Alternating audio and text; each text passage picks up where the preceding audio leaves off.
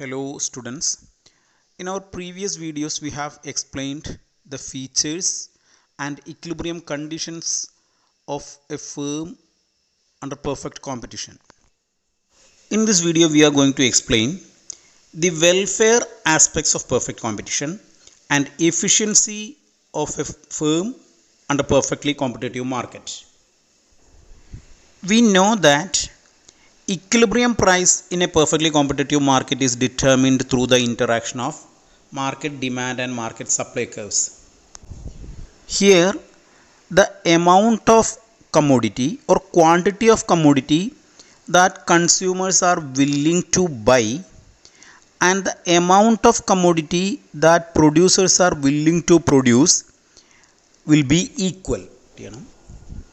So, from the demand side, welfare is maximized from the part of consumers, and from producer side, the welfare is maximized. Therefore, producer surplus and consumer surplus are maximized at the point of equality between demand and supply. Or we can say that if we are giving freedom to the forces of demand and supply to interact in between each other, the equilibrium will occur at a point where the producer surplus and consumer surplus are maximized.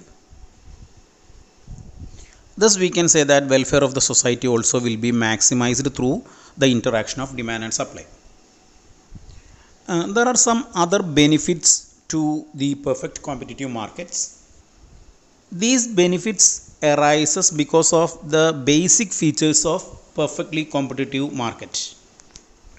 Specifically, consider the feature of perfect knowledge. If there is perfect knowledge, there is no information failure. If information is shared in between all participants equally, the system will work efficiently. Second point is that there is no barriers to entry. This feature helps to eliminate monopoly power. Price of the product is lower in perfectly competitive market than all other market conditions. We will explain it later. Perfectly competitive market avoids the wastage of resources through the elimination of advertisement, efficient usage of factors of production, etc. We have already said that there is maximum welfare through maximum consumer surplus and maximum producer surplus. Besides, there is maximum allocative and productive efficiency. Let us consider the long run equilibrium condition of a firm under perfectly competitive market. Here in the figure we have x-axis and y-axis. On x-axis we have represented output and on y-axis we have represented revenue and cost. We have an average revenue and marginal revenue curve which is parallel to x-axis. We are having a long run marginal cost curve, LMC curve, and the intersecting point equilibrium is identified, and we have an LAC curve, long run average cost curve. Here we have identified equilibrium at OM quantity of output. Here at the point of equilibrium E, MC is equal to MR, that is the basic equilibrium condition, which is equal to AC, average cost, that is equal to AR. Here before the equilibrium point, this long run average cost curve is decreasing, and after the equilibrium point LAC is increasing. It means that at equilibrium point long run average cost is at its minimum point. If a firm produces at minimum point of LAC, the firm is in optimum production condition. The firm produces at the optimum point of its production. This is the most favorable cost condition to a firm. Thus, at this point, the firm reaches its minimum cost. That means cost of the firm is minimum. Now we move to the other side, price of the product. We have drawn AR here, average revenue year. Average revenue is the price of the commodity. Here average revenue is price, and this average revenue and average cost are equal.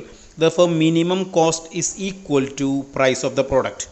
That means here production cost is the minimum and the same minimum is applied to the price. Therefore price also will be the minimum. Therefore minimum cost is the price of the product. The production is being done at the best point, and the advantage of this production benefit is shifted to the consumers through minimum price. Therefore this price under perfect competitive market is the minimum, and this is possible only under perfect competition. This is possible only if AR and MR are coinciding in between each other, and if they are parallel, it is possible to have an equilibrium point at the minimum point of LAC, and therefore price will be the minimum, and this is possible only under perfect competition. Therefore we can say that if there is productive and allocative efficiency, the welfare of the society will be maximized. Under perfectly competitive market, there is productive efficiency and allocative efficiency, and therefore the welfare is maximized. This is why we are treating the perfectly competitive market as the most efficient market. Thank you.